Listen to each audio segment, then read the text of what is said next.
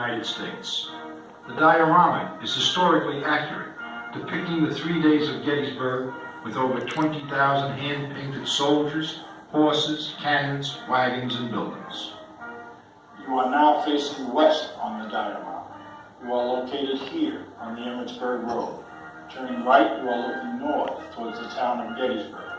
Turning left, you are looking south towards the fields of Pickett's Charge, and further south to the Round Tops.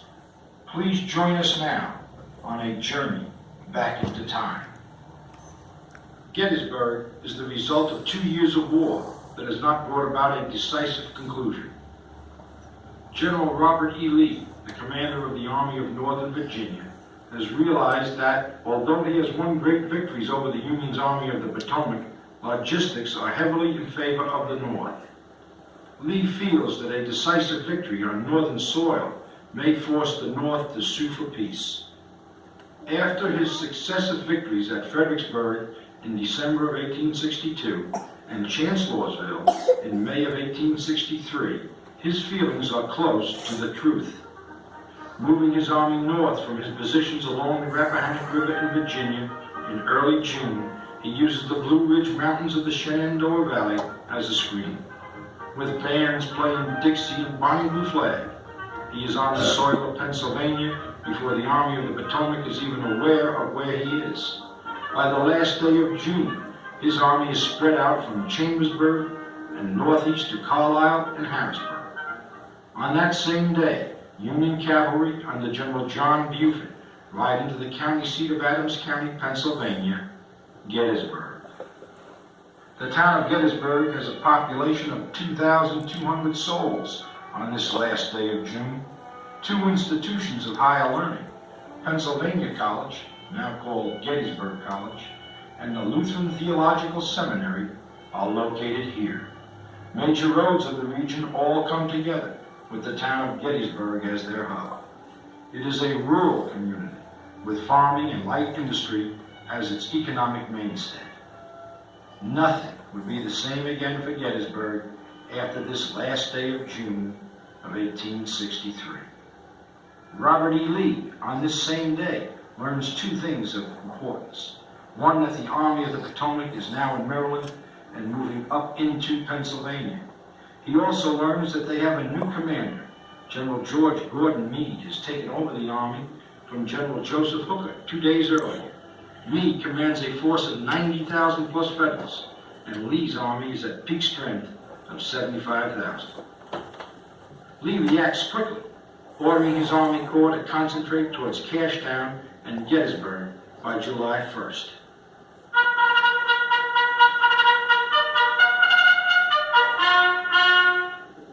The stage is set for the great confrontation when General Buford, the Union cavalry commander, camps his troops west and north of town on the night of June 30th.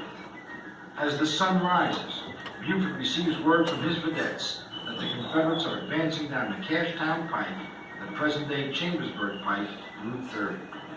By about 8 a.m., a Confederate division of A.P. Hill's 3rd Corps was in front of Buford's dismounted line on McPherson Ridge, and the battle for Gettysburg was on. Buford's dismounted troops held the line for 2 hours against the advancing Confederates. By 10 a.m., Buford, contemplating withdrawal, was relieved to have General John Reynolds, 1st Corps commander, ride up. Reynolds quickly agreed with Buford that the line should be held, telling Buford to hold on a little longer. He rode back to the Emmitsburg Road, south of town, to push the troops on.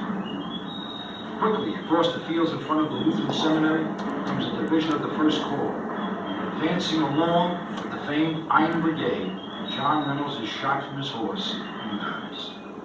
The Iron Brigade continues into the woods and smacks into a Confederate brigade, advancing up the Northern Run. This strike by the Iron Brigade is so hard that it forces the Confederates back down over the run, leaving many of the Confederates captured. As the infantry of the North takes up a new battle line on the ridge, the Confederates north of the Cashtown Pike drive the Union soldiers in that area from the field, taking possession of an unfinished railroad cut running parallel with the pike into town. These Confederates fire into the right flank of the remaining Union line south of the pike, causing 3 Union regiments to take matters into their own hands. Shifting the line from its position facing west, they turned right and all charged north across the pike at their tormentors. Again, the charge was quick, and again the Confederates were taken off guard. They were forced down into the cut, and they were ordered to surrender rather than be shot like fish in a barrel. By charging up and taking the higher ground at the edge of the cut, the Union forced the Confederates to give up. This was one of the last good moments for the North on that day. From here on in, it was almost all downhill for the Union Army.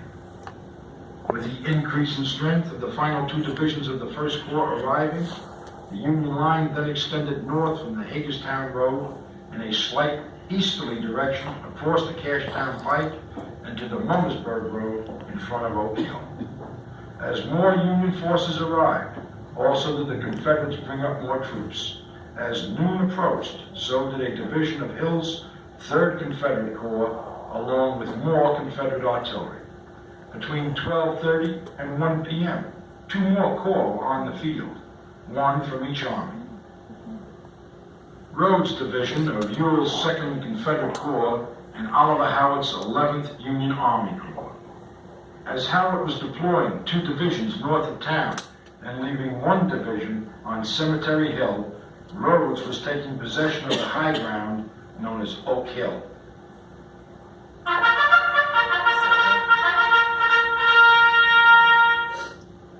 Thus denied the high ground of Oak Hill, Howard's 2 divisions were deployed facing north and northwest in the open fields north of town and close to Pennsylvania College. A gap quickly developed between Howard's left and the First Corps' right. The extreme right of the First Corps was held by a Union brigade fronting both west and north over the Mummersburg Road. Against this position, the Confederates hurled their brigades. 1 brigade of Confederate soldiers marching up Forney's Field, south of the Mummersburg Road, was striking for the extreme right of the First Corps line. Unbeknownst to the Confederates, Union soldiers were hidden from view behind a stone wall, and when the Confederates came within range, they rose up and poured a deadly fire into the Confederate brigade. So quick was this fire that the dead and wounded looked like they had all laid down in line. The Confederate brigade lost over 800 casualties and was driven back over the Mummersburg Road to Oak Hill. Rhodes sent in another brigade, but it too was checked. By 3 p.m., the numerical strength of the Confederates was about to seal the fate of the 2 Union Corps on the field. A Confederate division of Ewell's 2nd Corps was now coming on the field, and in a great example of being in the right place at the right time, found itself on the extreme right flank of the 11th Union Corps line. The attack came, and the Union line went rolling up from the right front and right rear. The Confederates forced the Union line to fall back and begin to break. Almost simultaneously, the First Corps line began to fold. Union troops backing up to the railroad cut on Seminary Ridge, and the remaining First Corps troops being pushed back on the left flank forced the whole Corps back to Seminary Ridge for a brief stand, and then a general retreat and rout of elements of the Union line began. The Union